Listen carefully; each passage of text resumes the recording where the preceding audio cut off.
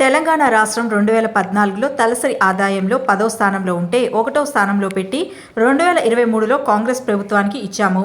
తెలంగాణ రాష్ట్రం ఏర్పడ్డాక తలసరి ఆదాయంలో దేశ సగటు కంటే 2 రెట్లు పెరిగింది. తెలంగాణ దివాలా తీసిందని దివాలాకోరు మాటలు మాట్లాడుతున్న వారి నోరు మూయించేలా ఈ గణాంక సారాంశం ఉంది అని కేటీఆర్ పేర్కొన్నారు. ఈ నివేదికలో స్పష్టంగా చెప్పారు.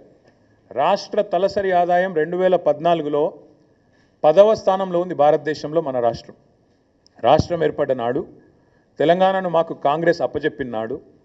ఆనాడు 10వ స్థానంలో తలసరి ఆదాయంలో ఉన్న మన తెలంగాణ ఈ నివేదిక ప్రకారం ఇవాళ నంబర్ 1 స్థానంలో ఉంది. మేము ఇచ్చిపోయినాడు 2022-23లో వీళ్ళకి అప్పచెప్పిపోయినాడు.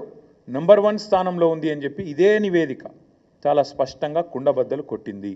నంబర్ 1.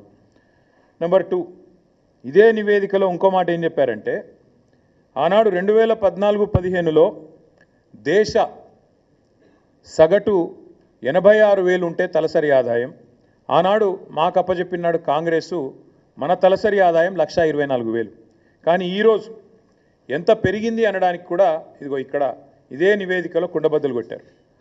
భారతదేశం మొత్తం సగటు తీసుకుంటే 84,000 నుంచి 1,84,000 86,000 నుంచి 1,84,000 పెరిగితే మనది దాదాపు 2 రెట్లు భారతదేశ సగటుతో పోలిస్తే 2 రెట్లు 3,56,000 ఉంది అని చెప్పి ఈ నివేదిక కుండబద్దలు కొట్టింది.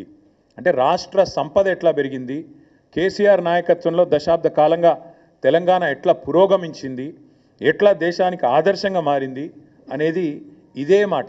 తెలంగాణ దివాలా తీసింది అని దివాలా కోరు మాటలు మాట్లాడిన సన్నాసుల నోర్లు మూపించే విధంగా ఈ నివేదిక వాస్తవాలను బయటపెట్టింది. ఇది మరొకటి. ఇదే తెలంగాణ స్టాటిస్టికల్ అబ్స్ట్రాక్ట్లో చాలా స్పష్టంగా రాష్ట్ర సంపద ఎట్లా పెరిగింది చెబుతూ తలసరి ఆదాయం మాత్రమే కాదు జీడిపిలో భారతదేశానికి కాంట్రిబ్యూటర్గా అంటే దేశాన్ని సాదుతున్న రాష్ట్రాల్లో, దేశానికి బువ్వబెడుతున్న రాష్ట్రాల్లో తెలంగాణ ఎట్లా ఒక పురోగమనశీల రాష్ట్రంగా, ప్రగతిశీల రాష్ట్రంగా, ఒక మంచిగా దేశాన్ని ముందుకు నడుపుతూ మంచి ఆలోచనలతో కులం మతం పేరుతో పిచ్చి పంచాయతీలు పెట్టుకోకుండా అందరికీ మేలు చేస్తూ ఎట్లా సంపద సృష్టించింది కూడా ఇదే నివేదిక ఆవిష్కరించింది.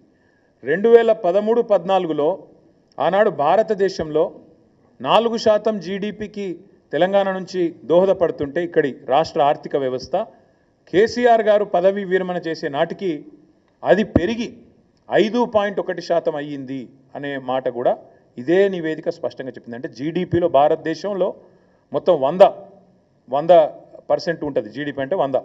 ఆ 100లో 5.1% మన తెలంగాణ నుంచి వస్తుంది. కానీ ఇక్కడ ఇంపార్టెంట్ పాయింట్ ఏంటంటే తెలంగాణ జనాభా భారతదేశంలో 2.8, కానీ మనం ఈ దేశానికి అందజేస్తున్నది జీడిపిలో సంపద సృష్టిస్తున్నది 5.1.